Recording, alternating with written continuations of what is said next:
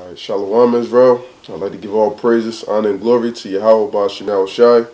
Double honors to the apostles and the elders of Great Millstone. And Shalawam to like men out there doing this work of faith and labor of love and true sincerity. Alright, and this lesson will be entitled The Trial of a Man. Alright, and this is Sirach 27 and verse 4. As when one sifteth with a sieve, the refuse remaineth, so the filth of man in his talk. The furnace proveth the potter's vessels, so the trial of man is in his reasoning. So, just like it going to, in Zechariah, how it says, the Lord said that he would sift Israel, was it Amos, Salakia, that he would sift Israel, among all nations as corn is sifted in the sieve.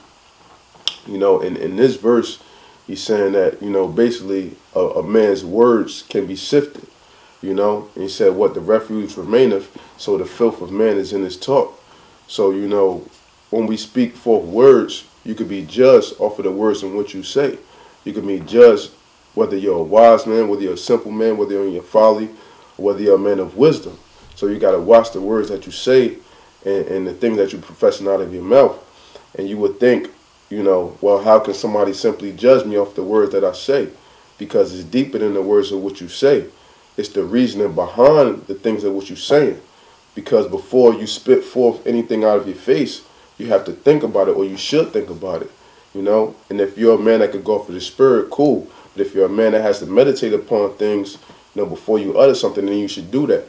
And don't try to cross other boundaries and be other than what you are, or other than how you are, So, real quick, to go into the definition of reasoning, it says, from reasoning, from the Merriam-Webster's dictionary, it says, the process of thinking about something in a logical way in order to form a conclusion or judgment.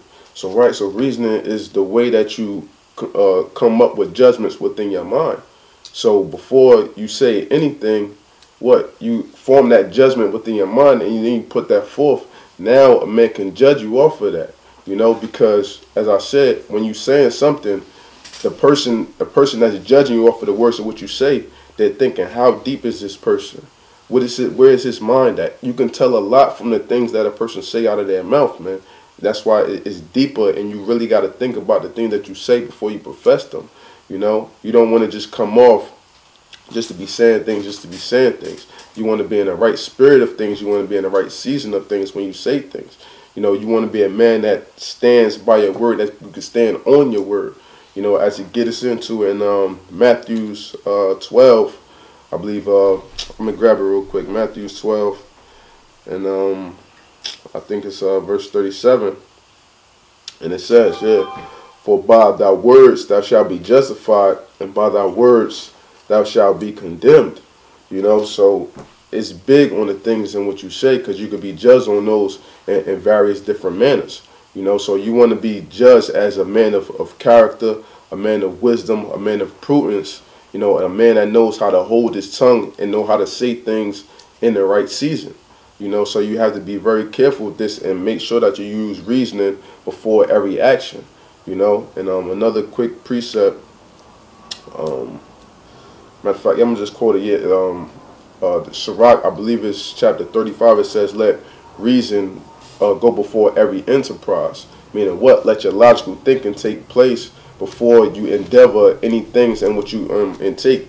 Before you step on the door of lesson, what you want to put some thought behind it before you actually put it forth. That's what anything that you do. If somebody goes to start up a business, they're not just going to go and start up a business.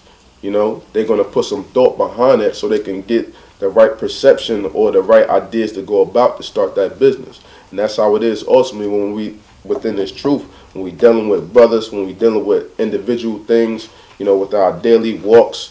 When we do these lessons, when we do things on so many different aspects, you have to have that analytical mind, And some quick synonyms for the word reasoning is as synonyms, analysis, appropriarity, argument, case, Cogitation basically deals with knowledge.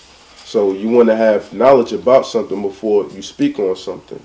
Concluding, corollary, deduction, you know, inference, you know, syllogication, thinking, rationale, thought, train of thought, you know. So you want to have a specific type of train of thought, you know, and just overall analyzing every situation, or analyzing how somebody can judge you off this if you say the wrong thing, you know. So you know, with that, you know, just know that the trial of a man is within your reasoning, because people can judge you off of the things in what you say, and you know, and it's just bigger, you know, than you just professing things just to say something that sounds good, or you know, whatever the case may be. So just make sure that when you say things out of your mouth, that you're in the right spirit of things, that you're doing things out of all sincerity, you know. So with that, you know, I hope this segment was edifying. I'd like to give all praises, honor, and glory to YAHAWAH, YAHAWASHI, double honor to the apostles and the elders of Great Millstone. Shalawam to Lek out there, doing this work of faith and labor of love, true sincerity. Shalawam, death to America.